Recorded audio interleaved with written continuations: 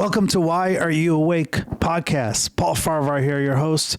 This week I have comedian Paul Ollinger, former Facebook exec, and the other half of Two Pauls, One Show that I tour with. Fun episode. We talk about our origins, our backgrounds, and Paul has a very checkered past. By checkered, I don't mean legal issues, just a lot of cool shit. Make sure you follow him on his Substack, and also follow me if you don't already. If you're listening to this podcast, go over and watch it on my YouTube channel, youtube.com/Paul F Comedy. Also, check out my website, Paul F Comedy, for upcoming dates, including this weekend at the DC Loft with Paul Ollinger. Two Pauls, One Show. Excited for those shows to be back in DC. I'll also be in Florida at Christy B's on April 18th, and then I'll be in West Palm Beach at Asterio by Capri on April 19th, right before Easter. I'll be back in Chicago doing stand-up sit-down on April 21st and 28th. That's the last 2 Mondays of every month. And I'll be in Boston on Sunday, April 27th. So if you're in Boston or know people in Boston, make sure you tell them to come out. If you're listening to this podcast and you enjoy it, give us a review. Anywhere you review it, send it to me at pfarahvar@gmail.com or on Instagram. Show me a picture of it, and I'll send you this button. It's a pin. It's a high-end pin. It's just the logo. Very cool. And thank you for listening, and thank you for watching. If you're new to the podcast or new to me, thanks for coming to see me live. And also, check out our sponsor. Hey, gang. As some of you know, I used to be a practicing lawyer in Chicago. I no longer practice, but from time to time, I need a lawyer. And when I need a lawyer, I call my friend Scott Shapiro. Scott Shapiro has been practicing law for over 25 years in Chicago. He does it all, from workers' compensation to personal injury, employment issues, and even entertainment law and contract needs. If you need a lawyer, call my friend Scott. 312-648-8800. That's 312-648-8800. Or you can email him at scott@scottshapirolegal.com. Tell him I sent you. You're welcome. What year do you think it was when we met? Or what were we filming? Yeah, I think we met at the Laugh Factory. When did I come back and we did that? Well, bar we're starting. show? We already started. We started. Here we are. Hey, what's up? Welcome to Why Are You Awake? Paul Farahvar here, your host. This week we have comedian Paul Ollinger, the other half of Two Pauls, One Show. We were talking about how we met Paul Ollinger. I could tell you. We met at the Laugh Factory one night. Yes. And I was in town for I was doing something for the book I'd written in 2017, I think. 2017 sounds right. But I came back and we did a bar show in Wrigleyville at the Gingerbread G-Man Tavern. Yeah. Yeah. Is that 2019 that we did that? 2019 or 2020, we did a showcase. What, 2020? 5 years ago right now, we were on spring break. Well, almost on spring break, and the world shut down. Right. I don't remember if it was winter or not, but we did meet at the world famous Laugh Factory. I saw your set. You talked about being a professional. I was like, oh, wow, this might be a kindred spirit. And then I went and I bought your book. You should totally get an MBA. Oh, my God. And that's like seeing an ex-girlfriend. That's like seeing an ex-girlfriend. And I recall, put on the readers, Paulie. I recall certain chapters where I was like, oh, this guy's a good dude. And then... Don't go to law school. Yeah, you just started shitting on lawyers, and you made a Venn diagram of assholes, including lawyers versus MBAs. And then I was like, fuck this guy. That's funny. I forgot about that. Yeah, and then we were fighting online. I had to put graphs in there because I paid, $80,000 to get an MBA, which basically is like a very expensive way to learn PowerPoint. Yeah.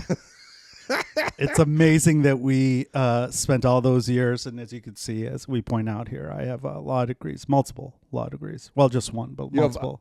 You have multiple. What are the other degrees? You have an undergraduate degree. You have some sort of certification for. Those are like trial bar for federal courts. So I could. At the time, I'm not disbarred, but I'm not active. But I could practice right now. So the state of Illinois Supreme Court, is that the bar, or is that for arguing in front of the Supreme Court? I don't know which one's which, but I did argue in the Illinois Supreme Court. But do you get a certificate when you argue in front of the Supreme Court? Like every time, like, hey, way to go! Here's a participation award. Sticker. No, you get you have to be certified to argue at trial court. If you're a federal trial barred lawyer in Illinois or in the Seventh Circuit, I could then go in other districts without. What does circuits mean? We always hear that on the news, but people who aren't lawyers. Circuits are, you don't know what that means? No, Circuits I don't know what are different areas of the court. It's funny because somebody on Facebook, I posted about Trump trying to ban a law firm from practicing in Washington, D.C. And then this guy quoted, he's like, well, according to the Fifth Circuit, they were sanctioned. And I'm like, every law firm has been sanctioned, and you don't even know where the Fifth Circuit is. Essentially, their circuits it's just regional courts. So Seventh Circuit is the Midwest. Because judges used to ride on their horse around to hear. No, it's just like trials. a circuit court. You've heard of a circuit court? Is that like the SEC and the Big Ten? Yeah, it's like think of it like that. On Billions, Chuck Rhodes is the head prosecutor for the Southern region, right? So why is the Southern region in Manhattan? Southern region. And that's where Rudy Giuliani was. Those right? are districts within the state level. Seventh Circuit. But those are they're federal prosecutors. Oh, you're talking about the district courts. Yeah. So there's within the Seventh Circuit or First District in New York or First Circuit, there's district courts. So every federal court has like a district court. Like so that Illinois has the Northern District, which is Chicago. Then they have the Southern District of the federal. So the courts. Southern District of New York refers to the Southern District of New York for the Attorney General's office. The Attorney General runs the Justice Department. There are regions. There are statewide. Do you want me to make a Venn diagram for you so I would you love can a Venn diagram. think of it as an MBA? My wife came to me with all these sort of numbers for her business, and she just sent them in an email. And I'm like, if you can't put these into an Excel spreadsheet, I can't get my head around them. I'm like Trump. I need pictures to learn. You know what's funny is as lawyers, we don't use Excel Yeah. or like anything other than Microsoft Your billing Word. department does. I didn't know how to use an Excel spreadsheet. I still don't, but I didn't even know what it was until I was a managing partner at a firm. Right. And then people were like sending me this stuff. I'm like, I'm only printing the first page. And like, are you trying to print an Excel spreadsheet with 17 things? You got to format it. Yeah. Well, I didn't know. You got to fit to one page. So the printer was like running for a couple hours, and they're like, who fucking printed the 2007 yearly distributions? I was like, oh, I don't know. So we met at all this to say is I saw you. I was like, oh, this guy, he's one of me. He's a successful person who gave it all up to pursue this comedy dream. And then I read your book. I'm like, this guy's a piece of shit. He is a and then we reconnected. Freaking piece of shit. Then we started this Two Pauls thing because we were so creative in thinking. But we did a show in like 2019 together. Yeah. I came out here and I was like, hey, what city can I put 25 people in a room? Yeah. To listen to me tell jokes. And it I'll worked. go there. We sold it out. We had a great Kevin Bozeman. We had a great line. Yeah, It was Bozeman me, you, was on there. Bozeman, The a couple Irish other guy. people. The Irish guy. Yeah, Kevin Bozeman's very Irish. No, the guy who was on NPR and stuff. Oh, Adam Burke. Yeah. Oh yeah, Yeah. We had killers because you had a good budget. I'm like, Good this budget. guy's got money. And then we did shows on the road, and those have been 100% successful. Like lines of MBA and JD people We've outside. had good shows. They've been worth doing. Yeah, we've had some great numbers at some shows. Some not so well. Well, what does success mean? We're not a draw in Downers Grove, Illinois. We learned This is true. This is true. We did okay in Dallas. That was a really fun Dallas show. is good. Zany, Charlotte was fun. Nashville was good. Nashville Sold was out good. Cary, North That's Carolina. right. San Francisco was San good. Francisco was really good. So Paul, for people that don't know, you were vice president of all operations at Facebook. You were right under Zuckerberg, right? Is that right? No, that is not true. What? I ran the West Coast sales team. Oh, so you were just like a Well, if I had been right under Zuckerberg, I would have flown here in my own jet. I wouldn't have taken Delta Premium Economy. But you were in like the tech world before that too. You're like working at I was Yahoo? on the business side of the tech world. So What does I that sold, meaning I worked for digital media companies in the ad sales department, on the ad sales team. A company called Launch.com, which was a music website, very early music website like Spotify or Pandora. And Spinner. Oh, Spinner, good. Shout wow. out to Yeah. my friend Jim, who's involved with that. There you go. Yeah. It's a media business model. There were videos.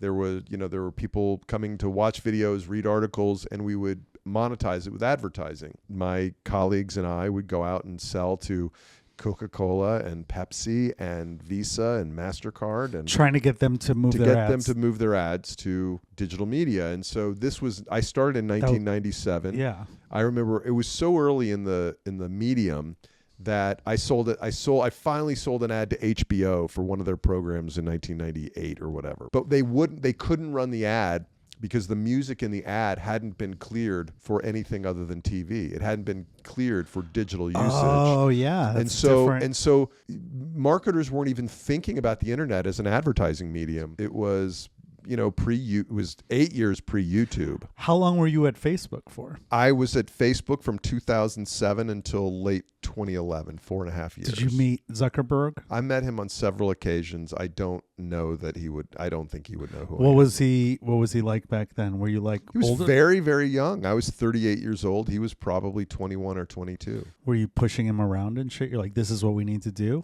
I didn't presume to tell him that.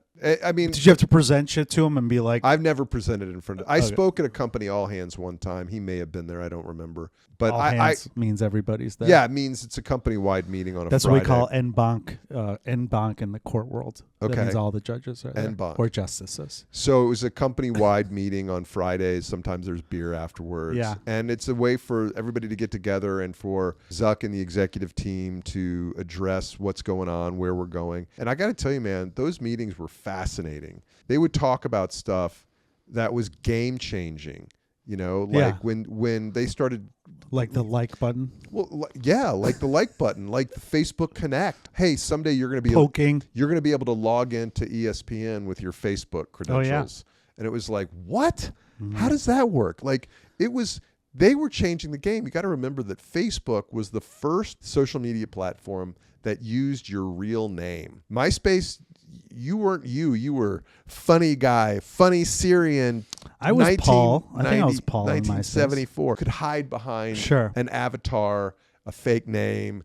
Facebook, Facebook, you were yourself. And that changed the way people behaved online. And not all for the good. For a very short period of time. Well, then they went to Twitter and they were like, fuck you and your feelings. Well, there are certainly things people would never say to you face to face that they feel very comfortable saying warriors online with a digital protection zone. Were you doing comedy yet when you were there? So I took my first comedy class in Los Angeles in 2001 from a guy named Greg Dean in Santa Monica. It was right after 9/11. My neighbor, I showed her something funny I'd written, and she was like, look, man, you want to do this. Go do it. Stop asking your neighbors to read your funny shit. You wanted to do I told jokes. Why? So I went to business school because I wanted to make more money. And I told jokes at a talent show one night, and I felt that giant rush, that narcotic rush that happens when you kill. All I was doing was making fun of my friends. Right. That's all I was doing. You're doing roast battle. You were a pioneer. I was roasting my friends. It wasn't a battle because they didn't have microphones. Oh, you were like Jeff Ross. You were like the original Jeff Ross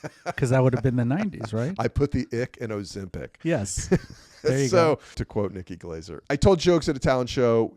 I was like, oh my God, I want to be a comedian. That's not what you want to learn after you've borrowed $80,000 in 1996 dollars to get an MBA from a prestigious institution of business education. Dartmouth.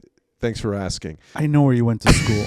But these millions of people. And Rhodes College as well. Rhodes College also, undergraduate, Memphis, Tennessee, which is why my son's name is Elvis. You do this talent show, then you move to LA I get a job in New York with Launch.com. And I know I have this thing I want to do, but I'm deep in debt, and I'm like, I need to pay this off. I get my room. You knew comedy wasn't going to pay your bills back then. I knew it, and 25 years later, I think we're breaking even this weekend, which I'm pretty excited about. I'm above, but I didn't have to travel. You didn't buy a first class and buy eight different jackets. I got upgraded because you're like, I didn't like this jacket. I'm going to Burberry to buy a jacket. That's not true.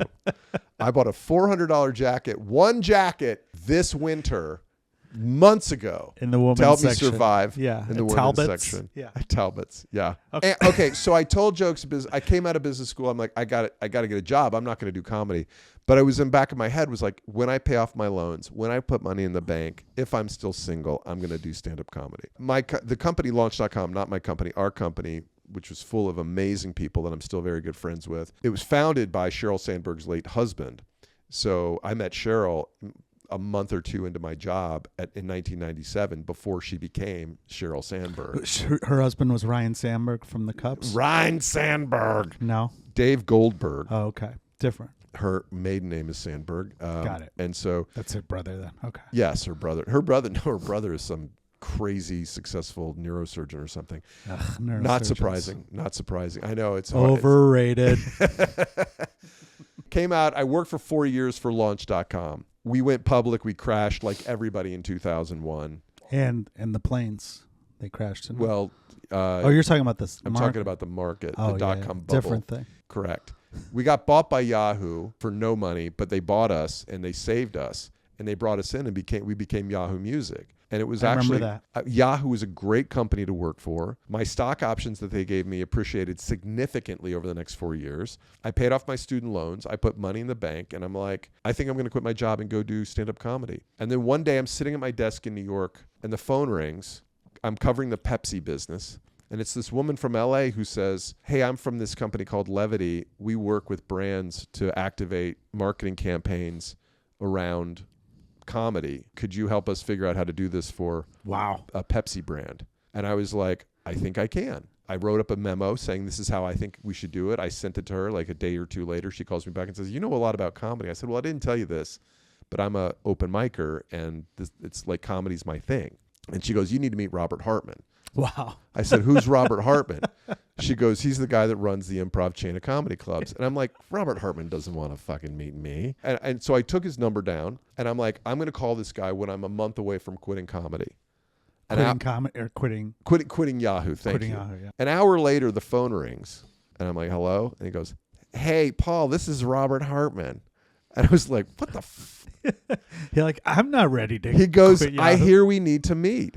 And I'm like, Wow. yes, we do. And so we had lunch a month later when he was in New York. He said, come out to LA, help me with my digital media strategy, and I'll put you on stage every weekend. And so I moved to LA. That's awesome. And I did 2 years. I didn't know that origin I did story. 2 years as the in-house MC at the Brea and Irvine Improvs. Wow.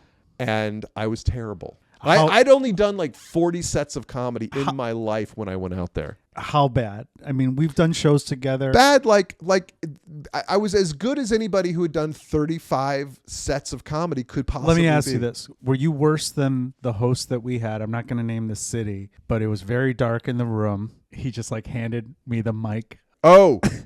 Worse than that or better than that? No. You recorded his set for him. I did. No, I wasn't that bad.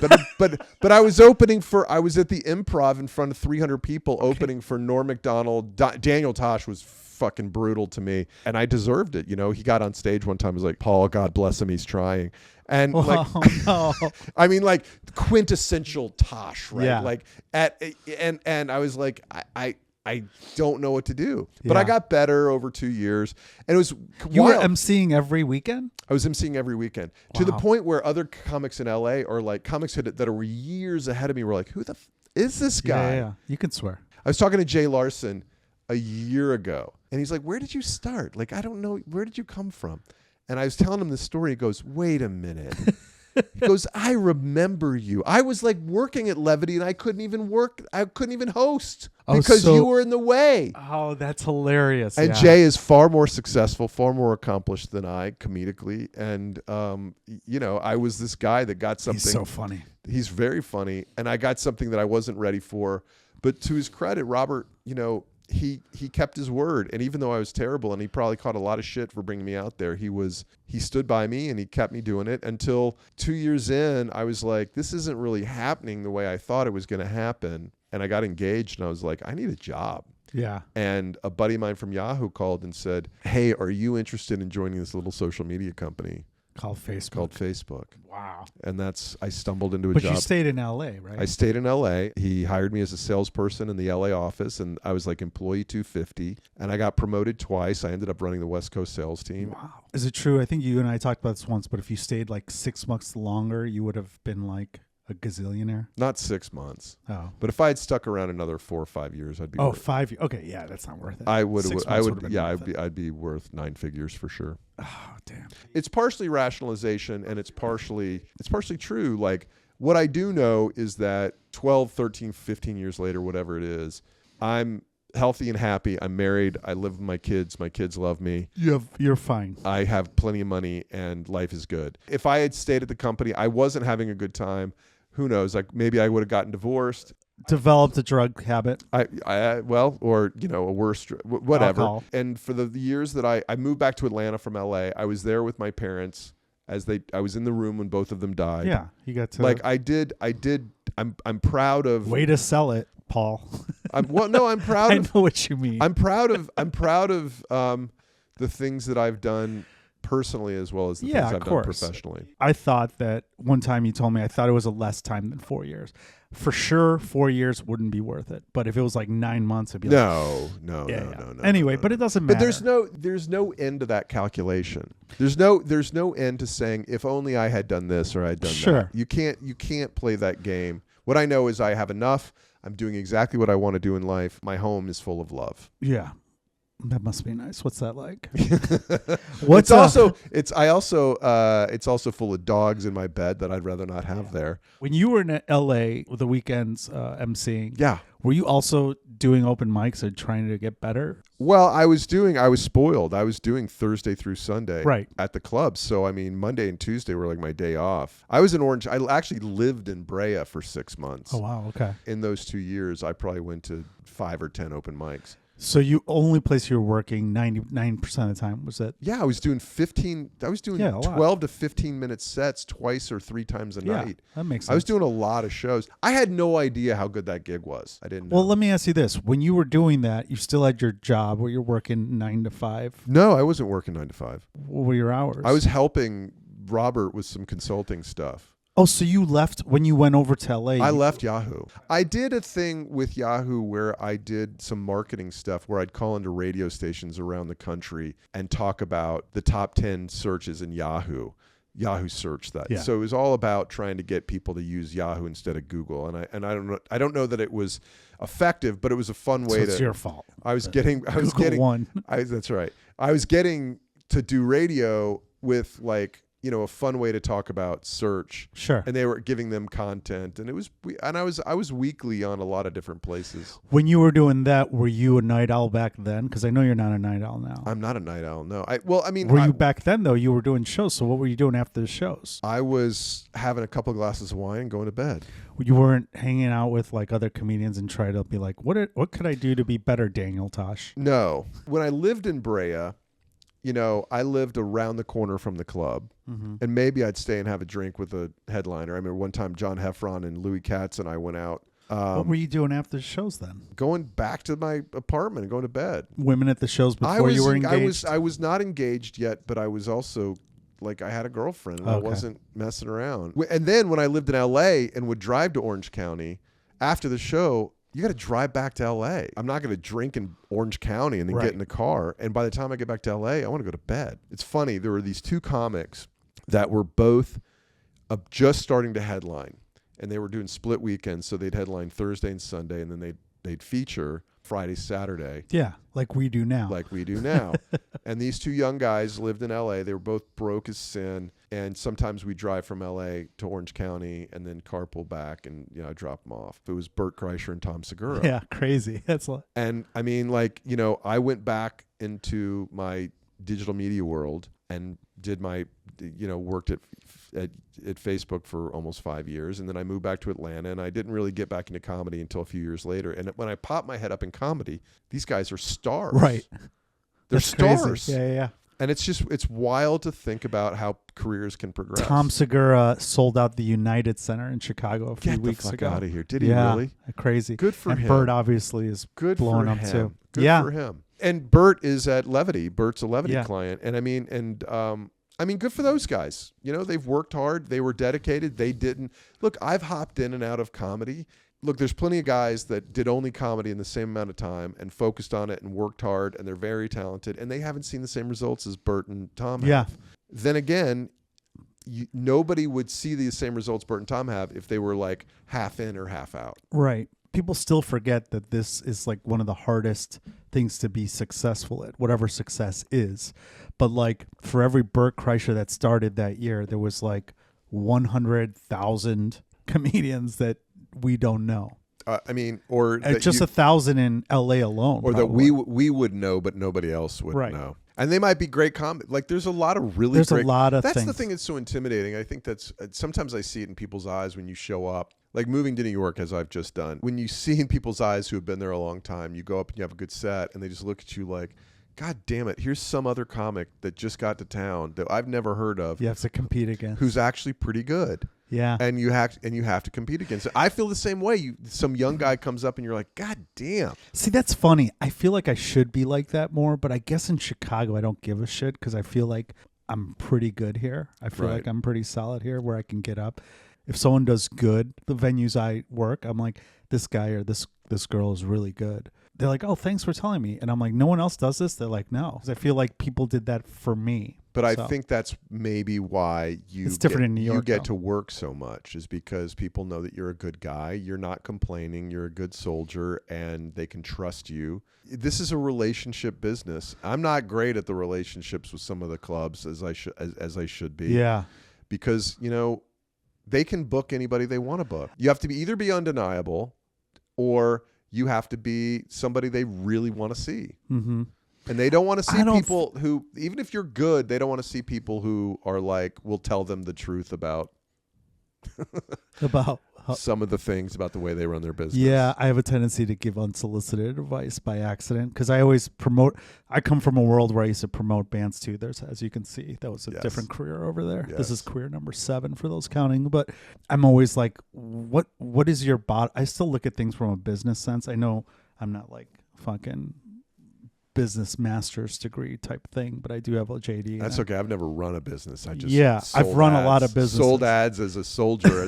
Everybody else worried about the logistics. And right. Like, if you can bring in revenue. That's the thing. Like I'm always looking for ways. Like we did that show recently together. I'm like, what do you need in this room to get it? I go, why are we charging this? And I just try to finagle things to make it a success for everybody. Yeah. And it's hard for me to sometimes not do that and just focus on being creative. Yeah.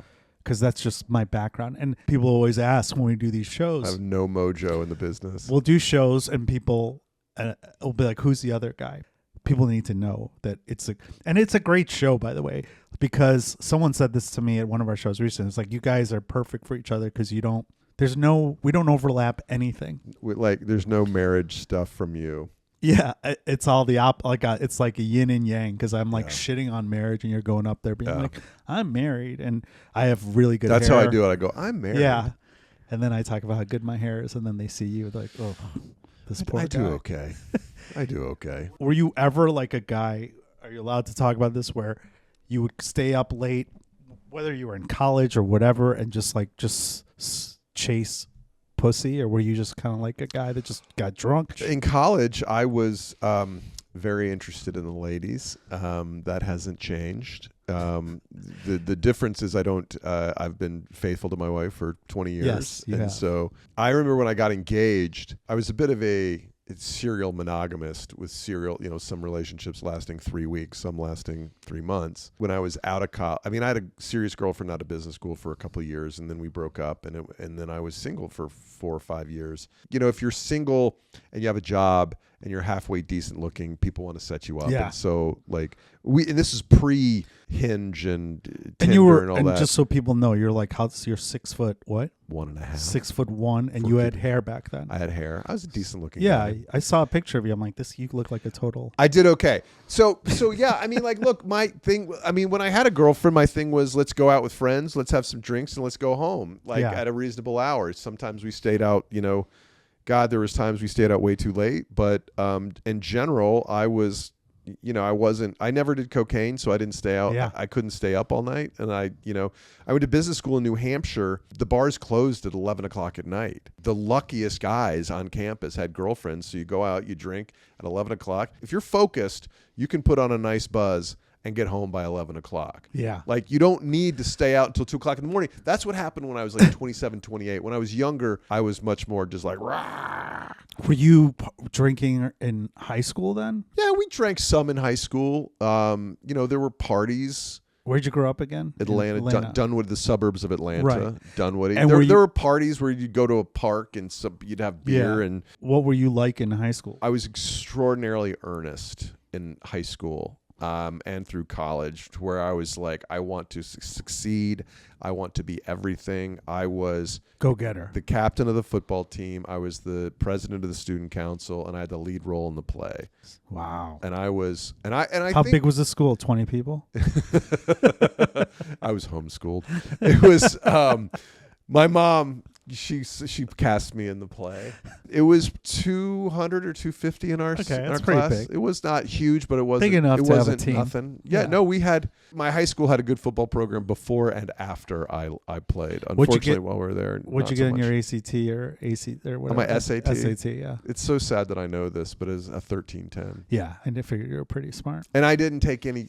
Yeah, my parents were, I'm one of 6 kids. My parents didn't, they sort of, they had some disdain for the college admissions process. If they actually were approaching it like, look, this is a game. If I had scored 1,400, which, I mean, I only took the test twice, and I took no prep classes or anything. If you score 1,400, I could have gotten a full ride instead of a half ride to my college. 1,300 is pretty badass.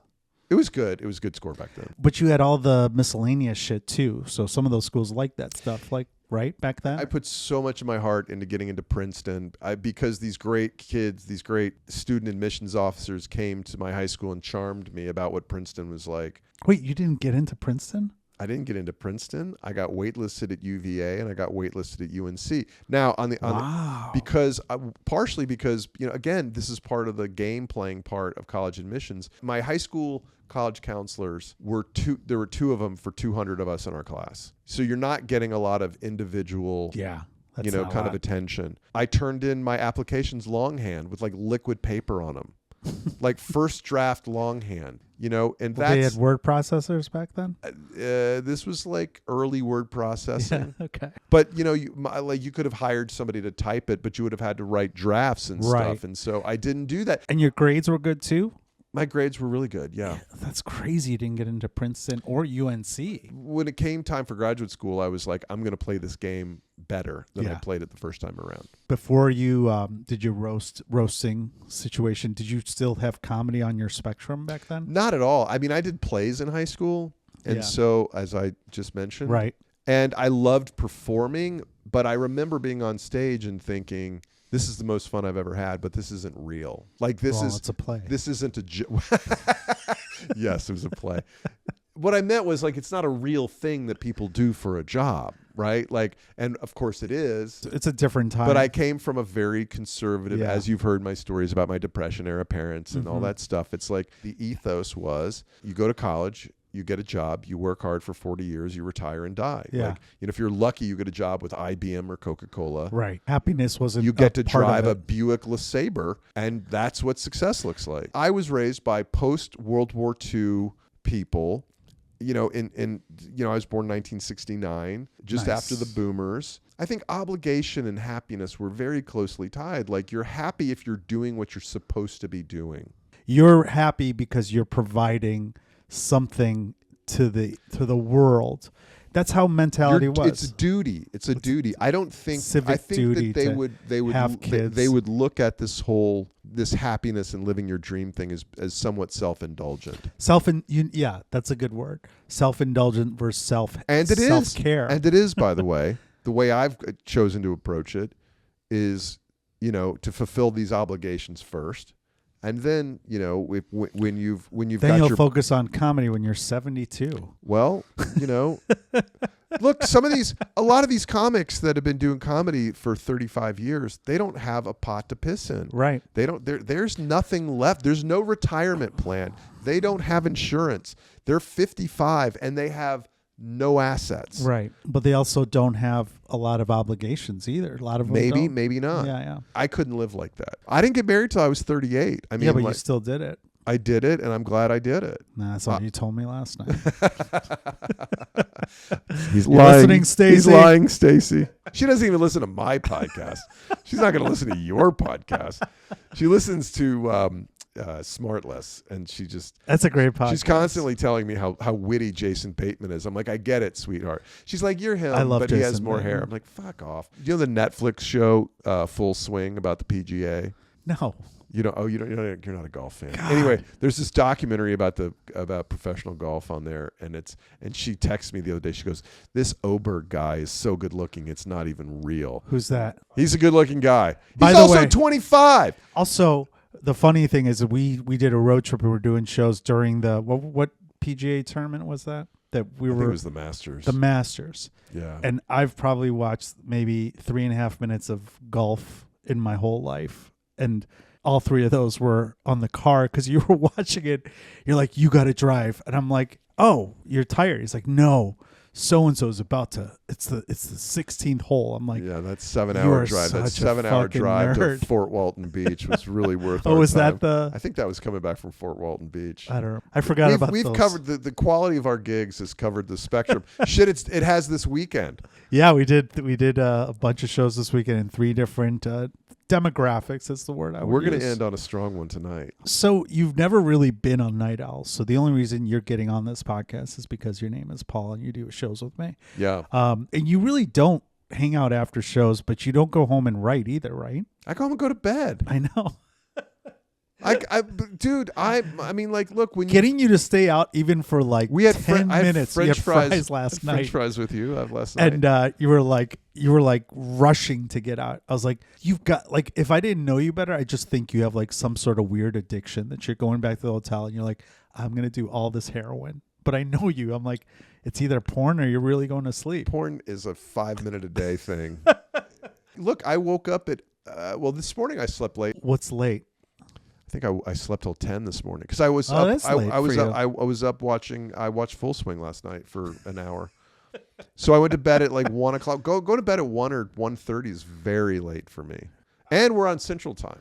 If I went to bed at 1 o'clock on any night, I'm like, holy shit, I fucking am back to normal. Because I'll text you sometimes at 10 o'clock in the morning, knowing full well you're not going to be up for a couple hours. No, the funniest is when I'll text you, or you'll text me back in the morning in New York about something. It's like, what is it, 7 a.m. there? And I'm still earlier, up. And yeah. you're like, what are you doing? I'm like, I'm going to bed now. You're kind of like a reminder to me when I get texts like that. I'm like, oh, I should probably go to bed. You know that REM song, Day Sleeper? Yes, that's me. Yeah. But I woke up at noon today. So only 2 hours after you. You're not doing anything wrong. When are you writing then? When are you like writing? All day long. Yeah. Yeah. What'd you write today? Today, I'm sure I made notes and sent them to myself. You write outside of comedy too. You have your Substack. You have books that you've written. Yeah, I just published a collection of essays, 46 essays. That's not quite 50,000 words long. How many of those are good?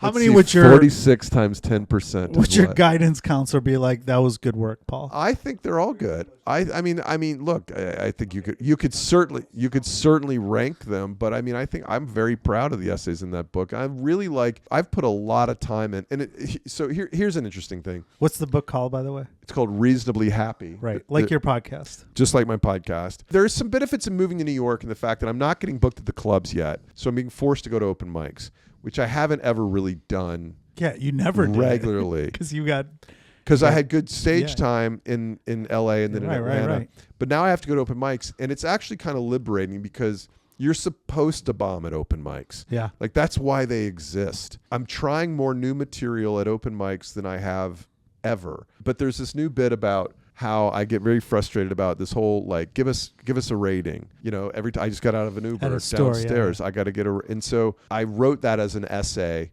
yesterday and sent it to my editor.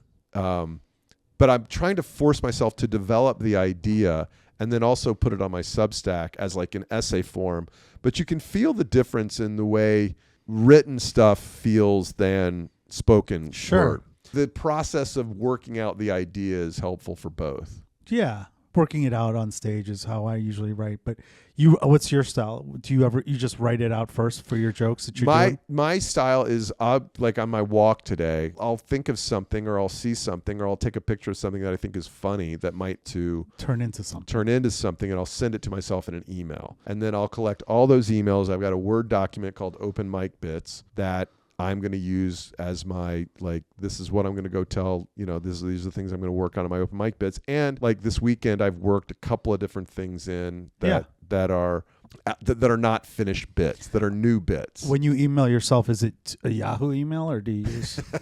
It's a Gmail. Really? I still have I still have my Yahoo. I have a Yahoo email address, but it's my, it's like for the, I don't know, for whatever, for my Shutterfly account that I don't know how to get into.